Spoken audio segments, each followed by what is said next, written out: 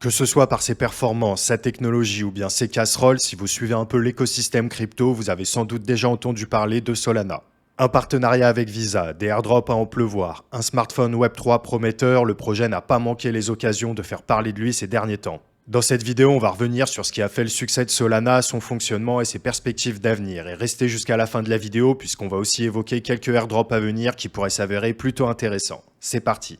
L'idée de Solana nous provient d'Anatoly Yakovenko, un ingénieur diplômé en sciences de l'informatique à l'Institut de physique et de technologie de Moscou. Il a travaillé pour plusieurs grands noms du domaine comme Microsoft, Qualcomm ou encore Dropbox. Solana est né du souhait de développer une blockchain offrant une vitesse et une évolutivité jamais vues jusqu'à présent. C'est comme ça qu'est née la preuve d'histoire, la fameuse technologie qui est une pierre angulaire du consensus de Solana. Le white paper est publié en 2017 et déjà à ce moment-là, Solana commence à faire parler de lui. Pour l'anecdote, le nom de Solana est un clin d'œil à une plage californienne dans laquelle Anatoly adorait passer du temps. En 2018, un ami d'Anatoly le rejoint dans l'aventure. Il s'agit de Greg Fitzgerald, un ancien employé de chez Qualcomm qui deviendra le directeur technique de Solana. Ils seront très vite rejoints par 4 autres associés pour fonder la société Solana Labs. Entre 2018 et 2019, l'entreprise a organisé plusieurs ventes de tokens, dont une série A de 20 millions de dollars menée par Multicoin Capital. En 2020, le projet avance et l'équipe déploie le premier testnet public avec un système d'incitation qui marchera plutôt bien. Ce système est l'œuvre de la Solana Foundation basée en Suisse et qui a pour mission de développer l'écosystème de Solana d'un point de vue marketing. Au lancement du projet et après les premiers tours de financement, une ICO publique est organisée sur l'exchange CoinList. À ce moment-là, environ 8 millions de tokens Sol seront vendus pour à peu près 2 millions de dollars. En d'autres termes, les investisseurs qui ont pu rentrer à ce moment-là ont eu du Solana à 22 centimes de dollars le token, ce qui représente une performance de 120 000% au top du marché et 46 000% environ au moment de l'écriture de cette vidéo. Plutôt lucratif pour une ICO totalement publique, c'est assez hallucinant. Au final, voilà à peu près à quoi ressemblait l'allocation initiale des 500 millions de tokens Sol créés au lancement du projet. Plus de 30% venant des 4 ventes privées, 40% bloqués pour les validateurs du réseau, un peu plus de 10% pour les développeurs, environ 10% pour la fondation et 1,6 petit % pour les investisseurs particuliers, c'est-à-dire vous et moi. La distribution initiale du token a d'ailleurs pas mal fait parler d'elle en priorisant largement les gros investisseurs. Dans les documents techniques de Solana, on apprend que l'inflation du jeton est d'environ 8% pour les premières années avant de descendre progressivement vers les 1,5% au bout de 10 ans. Bref, 2021 et le bull run arrive, et le mainnet sort enfin en version alpha avec un dernier tour de financement de plus de 300 millions de dollars mené par Andreessen Horowitz et Polychain Capital. À ce moment-là, la promesse est grande. On est en pleine fièvre des Ethereum killers, les projets censés détrôner le roi des altcoins, et Solana arrive avec de gros arguments. Plus de 50 000 transactions par seconde, des frais ridicules et une latence de l'ordre de la milliseconde. C'est clairement l'un des projets phares à l'époque. Ceux qui ont connu ce bull run le savent, Solana enregistre l'une des plus grosses prises de valeur de ce cycle en passant d'environ 1 dollar à plus de 250 dollars en l'espace d'un an, et ça pour le retail. Du côté des investisseurs de la première heure, la plupart ont pu acheter le token aux alentours de 20 centimes de dollars et certains même à 4 centimes, je vous laisse imaginer les performances. Au moment de l'ATH du Sol, en ayant acheté un Sol à 4 centimes de dollars, les fonds d'investissement ont pu enregistrer une performance de 650 000% environ, rien que ça. D'ailleurs, vous le savez sûrement, mais Sam Bankman-Fried, l'ancien patron de FTX, n'y est pas pour rien dans le succès retentissant de Solana. Très vite, SBF est devenu un grand fan de Solana et il s'exprimait souvent en faveur du projet. Pour lui, cette nouvelle blockchain a le potentiel de devenir une infrastructure phare pour le futur des actifs numériques. C'est ainsi que pratiquement 60 millions de tokens Sol se retrouvent entre les mains de Sam Bankman-Fried et ses entreprises FTX et Alameda Research. Au cours actuel, ça représente plus de 5 milliards de dollars, c'est colossal.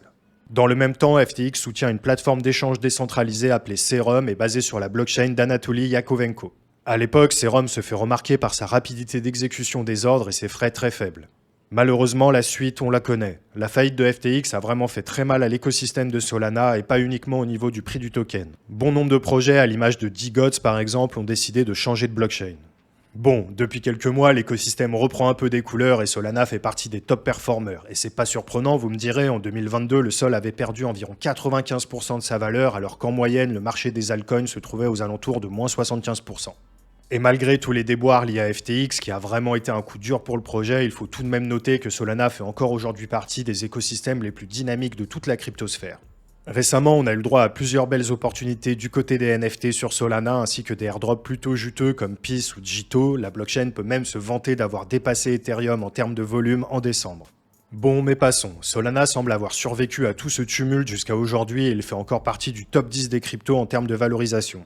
Et ça, le projet le doit à son mode de consensus innovant qui s'appuie notamment sur un système d'horodatage assez unique, à savoir la preuve d'histoire que j'évoquais en début de vidéo.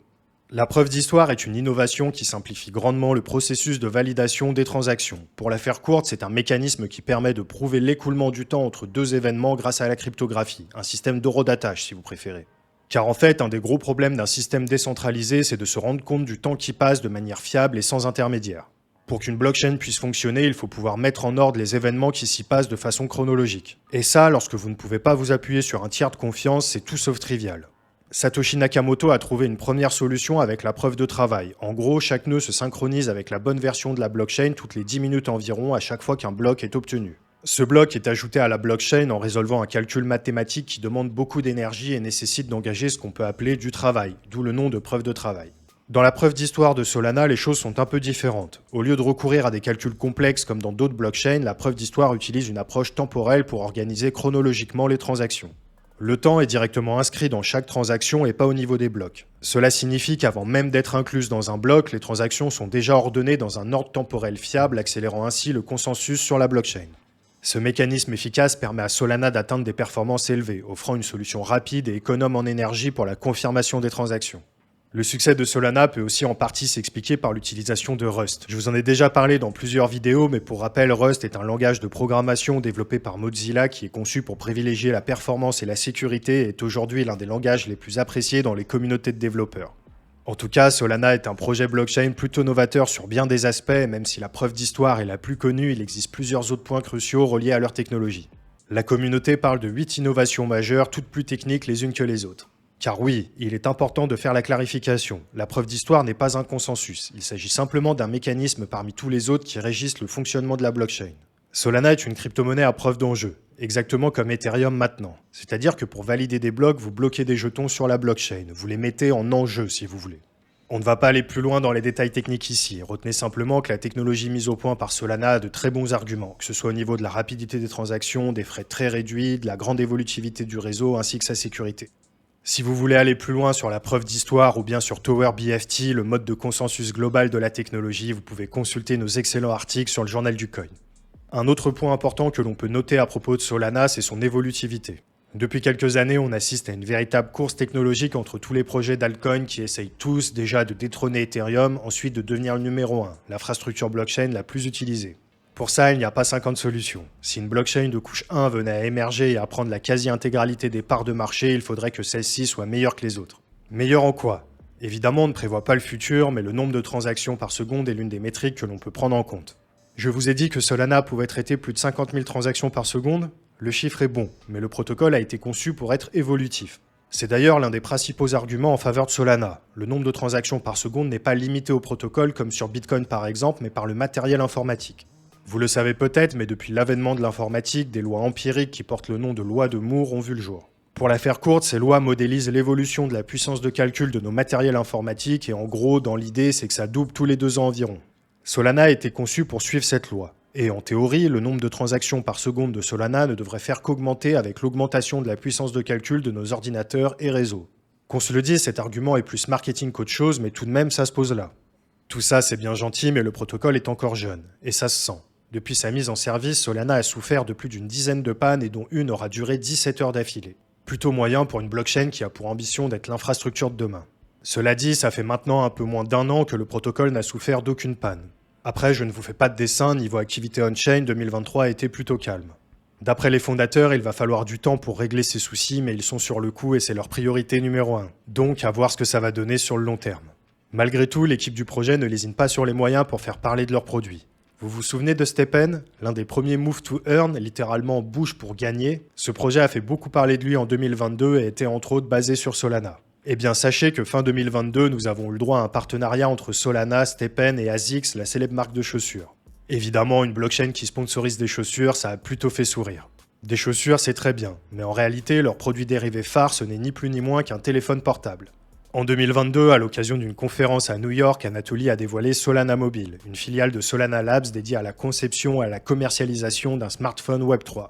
À l'époque, l'annonce a fait grand bruit et la promesse a de quoi plaire. Qui dit smartphone Web3 dit wallet intégré, un store d'applications décentralisé, un OS revisité pour les cas d'usage liés aux crypto-monnaies. Initialement lancé à un prix avoisinant les 1000 $, le Solana Saga arrive sur le marché au milieu d'année 2023. Cela dit, au début, c'est un petit flop. À peine 2500 unités de vendues pour une prévision d'environ 50 000. Mais ça, c'était avant qu'un meme coin vienne tout changer. Le Bonk, l'équivalent d'un Dogecoin sur Solana, a annoncé un airdrop de tokens pour tous les utilisateurs du Saga. Ni une ni deux, les ventes du smartphone ont explosé en étant quasiment multipliées par 10. À un moment, la valeur de l'airdrop excédait même le prix de l'appareil, rendez-vous compte. Et depuis, les airdrops n'ont fait que pleuvoir pour les détenteurs de ce smartphone. Très récemment, la société a annoncé une nouvelle version de leur téléphone, le Chapter 2, proposé à 450 $ en précommande, donc relativement moins cher que son prédécesseur s'il n'y a pas d'augmentation de prix entre-temps. Le moins que l'on puisse dire, c'est que le lancement est plutôt un succès. En quelques jours, plus de 40 000 unités ont été précommandées, dépassant de loin les ventes initiales du Saga. Il est très probable que la récente airdrop season qu'on a vu passer sur Solana y soit pour quelque chose. Beaucoup de gens spéculent sur le fait qu'acheter le smartphone leur permettra de toucher de futurs airdrops.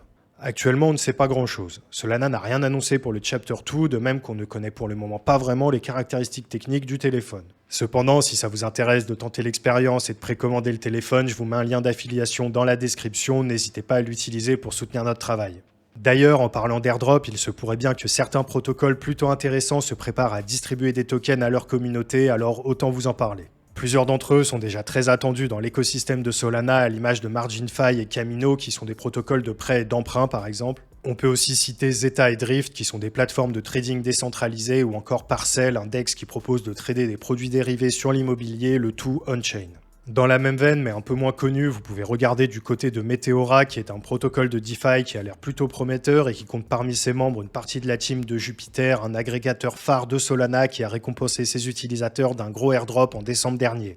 Enfin, Tensor, l'une des plateformes de vente et d'achat de NFT leader du moment sur Solana, a également annoncé le lancement de leur token. Avec tout ça, vous avez de quoi faire. N'hésitez pas à vous rendre régulièrement sur notre site journalducoin.com où nous vous partageons des articles et tutos sur les prochains airdrops à ne pas rater. Je vais également essayer de vous mettre des liens en description de cette vidéo. Ce qui est sûr, c'est que depuis bientôt 4 ans, l'écosystème de Solana est en pleine effervescence. Évidemment, il y a eu des hauts et des bas et le protocole est encore très jeune. Il va falloir voir comment la team compte résoudre les problèmes et si elle continuera d'avancer dans la bonne direction pour rester compétitif et continuer d'attirer toujours plus de monde sur son réseau. En tout cas, ceci multiplie les partenariats et les opérations marketing pour continuer à faire vivre le projet et les utilisateurs semblent également être au rendez-vous.